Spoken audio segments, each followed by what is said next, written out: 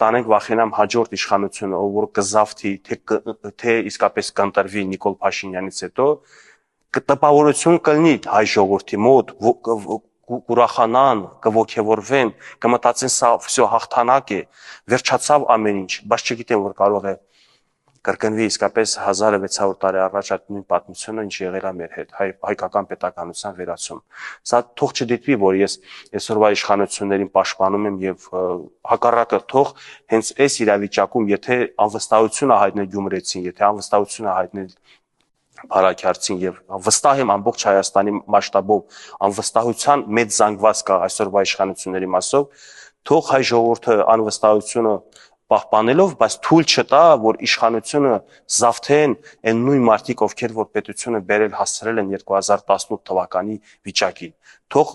կողմնորոշվեն միգուցե նոր ուժեր Հայաստանում ապրած մեծացած, Երևանում թեկուզ ապրած մեծացած այդ մարդկանց վստահեն, թույլ չտան այն մարդիկ, ովքեր որ Արցախից եկել հասել են, թե շարունակեն իրենց ազդեցություն ունենալ կամ երկրի ղեկավարությունը վերցնեն իրենց ձեռքը։ Այնինչ ցավոք սերտի ունեն մեխանիզմներ եւ աշխատեցնում են այդ մեխանիզմները մեր երկրում իրենց սեփական անձի իրենց եկամուտների հարստության համար։